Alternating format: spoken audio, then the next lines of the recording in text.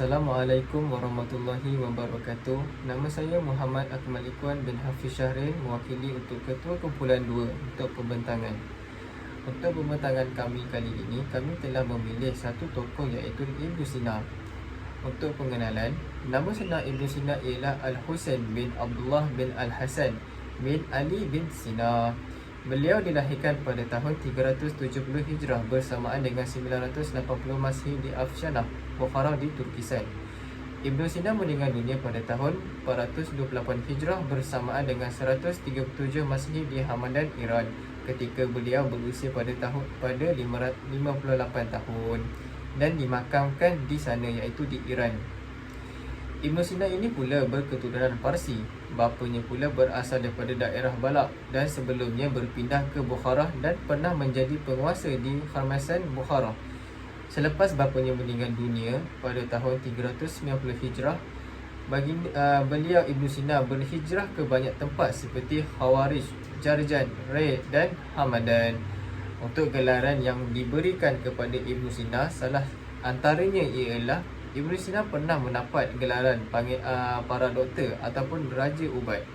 Selain itu, beliau juga digelarkan sebagai bapa sejarah sains. Ibnu Sina juga pernah mendapat panggilan Abu Ali, dikenali dengan nama Ibnu Sina di Timur. Di barat pula beliau dikenali sebagai Avicenna ataupun Avicenna, raja falsafah serta bapa perubatan. Dan akhir sekali, beliau juga digelarkan sebagai Al-Syekh Al-Rais oleh para sarjana Islam kerana banyak Ibnu Sina ni menguasai bidang ilmu. Sekian daripada saya, Akmal Ikhwan, untuk pengenalan tentang Ibnu Sina. Pada seterusnya, saya memberikan kepada rakan-rakan saya untuk membentangkan tentang lebih lanjut lagi tentang Ibnu Sina. Sekian, terima kasih. Assalamualaikum warahmatullahi wabarakatuh.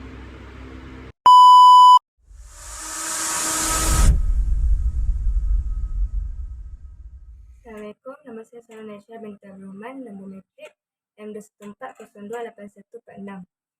Saya akan menceritakan tentang latar belakang tokoh iaitu Ibnu Sina.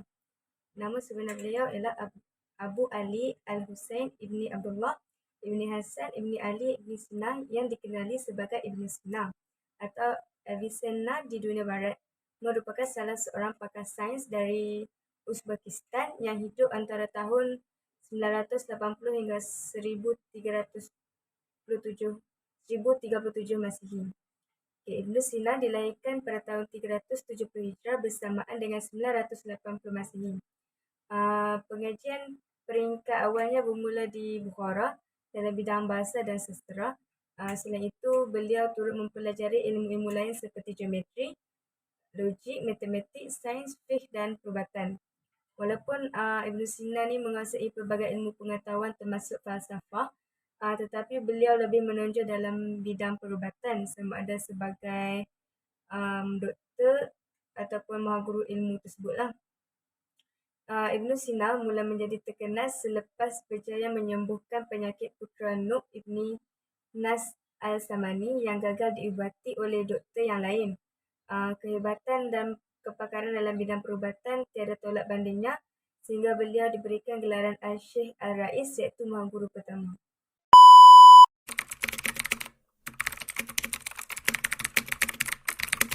Bismillahirrahmanirrahim. Assalamualaikum warahmatullahi wabarakatuh. Nama yang diberi Siti Munirah binti Arsyad, nombor metrik M2140304446. Pada hari ini saya akan berkongsi sedikit tentang gelaran bagi tokoh Ibnu Sina. Seperti yang kita tahu, banyak gelaran yang diberikan kepada Ibnu Sina. Yang dapat kita lihat ialah panggilan para doktor dan juga Raja Ubat. Beliau juga digelarkan sebagai bapa sejarah sains. Selain itu, Ibnu Sina juga mendapat gelaran Abu Ali. Gelaran Ibnu Sina ini digelarkan bagi masyarakat timur, manakala di barat beliau digelar Avicenna atau Avicenna. Yang ini bermaksud Raja Berfalsafah atau bapa perubatan. Beliau juga dikenali Al-Syekh Al-Rais. Gelaran ini diberikan daripada para sarjana Islam. Hal ini kerana memandangkan Ibnu Sina mempunyai banyak bidang ilmu yang Ibnu Sina kuasai.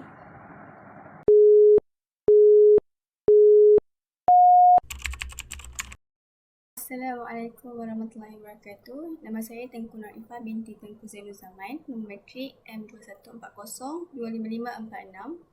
Okay, saya akan menceritakan tentang pendidikan Ibnu Sina.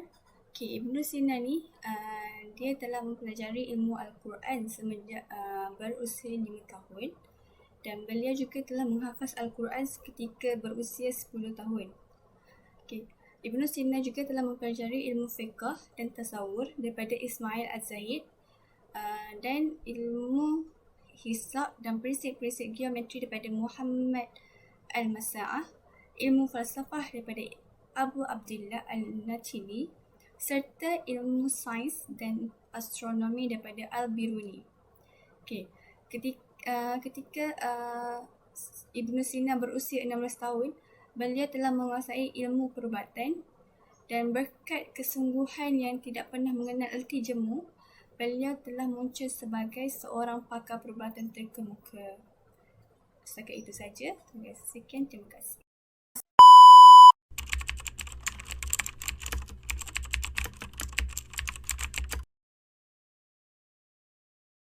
Assalamualaikum warahmatullahi wabarakatuh. Nama saya Siti Nazuraida binti Zawari dan nombor matrik saya adalah M2140238846. Hari ini saya akan menceritakan tentang karya Ibnu Sina. Ada sekitar 276 karya Ibnu Sina iaitu membahagikan karya Ibnu Sina kepada 15 bidang iaitu dalam filsafat umum, logika, sastra syair, ilmu-ilmu alam, fisiologi, kedoktoran, kimia, matematika, metafizika, tafsir Al-Quran, tasawuf, akhlak, rumah tangga, politik dan nubuah, surat-surat peribadi dan serta ragam. Di antara karya-karya yang paling terkenal adalah satu, Kitab Qanon fi Al-Tib iaitu Canon of Medicine. Karya ini adalah dalam bidang ilmu kedoktoran dan ianya telah diterjemah kepada bahasa Latin. Yang kedua pula adalah karya Al-Shifa iaitu buku filsafat yang terpenting dan terbesar dari Ibnu Sina. Ianya terdiri daripada 4 bahagian iaitu logika, fizika, matematika dan metafizika. Yang ketiga pula adalah Al-Najat iaitu ringkasan daripada kitab Al-Shifa. Ianya kitab khas untuk para pelajar yang ingin mempelajari dasar-dasar ilmu hikmah dan ianya berkaitan dengan pemikiran ilmu Ibnu Sina tentang ilmu jiwa. Yang keempat pula adalah kitab Fi Aqsami Al-Ulumi Al-Aqliyah.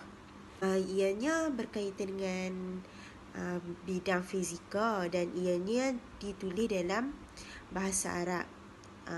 Seterusnya, karya yang kelima pula adalah kitab Lisanul Al-Arab iaitu hasil karya dalam bidang sastra Arab di mana ianya berjumlah 10 jilid. Yang terakhir pula iaitu karya yang keenam iaitu kitab Al-Isharat wa Al-Tanbihat.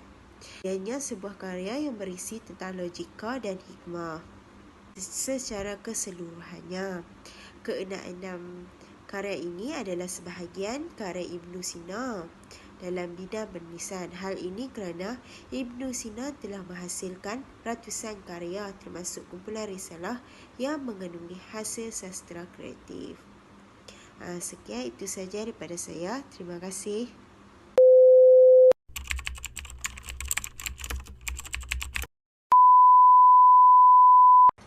Assalamualaikum warahmatullahi wabarakatuh. Nama saya Nur Izzati binti Zul Hazmi, nombor matrik M21403136. Sumbangan Ibnu Sina dalam bidang perubatan, pengiktirafan dan penghargaan.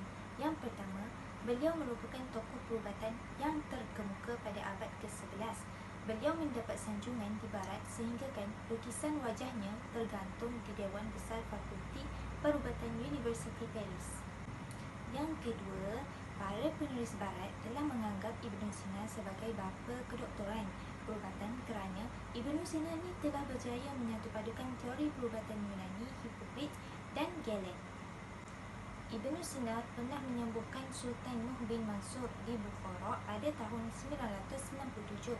Oleh itu, beliau telah diangkat sebagai doktor diraja dan kehebatan dan kepakarannya dalam bidang perubatan tiada tandingan, sehingga kan beliau ni diberi gelaran Al-Syekh Ar-Rais, iaitu Mahaguru Pertama. Sekian saja daripada saya, Nur Izzati binti Zulhazmi.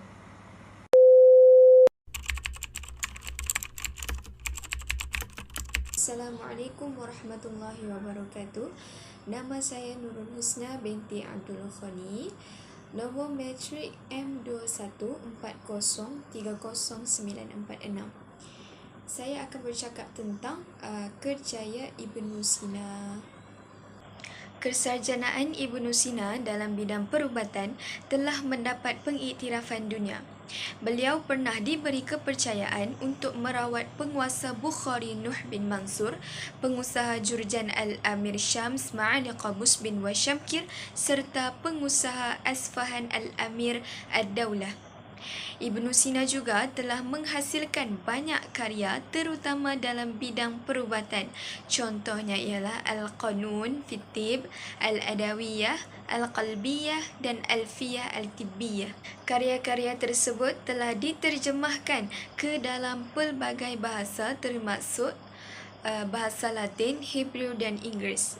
Selain itu, Ibnu Sina juga telah berjaya melakukan beberapa pencapaian dalam bidang perubatan, iaitu penemuan penyakit baru serta puncanya, pengaruh kuman dalam penyakit, jangkitan virus seperti TB dan sebagainya, penyakit seperti alahan ataupun alergi, cacar, penyakit jiwa dan seumpamanya.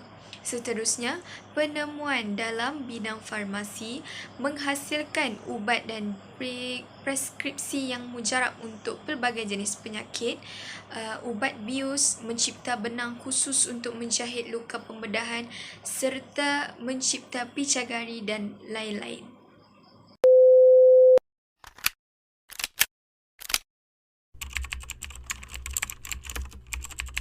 Assalamualaikum warahmatullahi wabarakatuh. Nama saya Nur Syahda binti Nordin yang memegang nombor kad matrik M21402376. Di sini saya akan membuat kesimpulan tentang tokoh Ibnu Sina.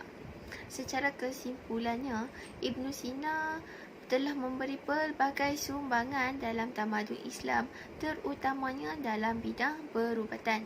Tokoh ini mempunyai sifat peribadi yang patut kita kagumi kerana beliau seorang yang tekun dalam mempelajari sesuatu ilmu. Ilmu yang telah dipelajari digunakan dengan sebaik mungkin bagi menghasilkan karya dalam pelbagai ilmu. Ibnu Sina merupakan seorang yang taat kepada agama. Beliau tidak pernah meninggalkan solat dan sering berdoa kepada Allah SWT agar diberikan petunjuk dalam menyelesaikan masalah. Oleh itu, kita hendaklah mencontohi sifat peribadi tokoh Ibnu Sina. Kita juga janganlah cepat berputus asa dalam melakukan sesuatu perkara. Sesungguhnya, Ibnu Sina merupakan seorang tokoh yang patut kita ingati dan contohi kerana pencapaiannya di dalam tamadun Islam. Sekian, terima kasih.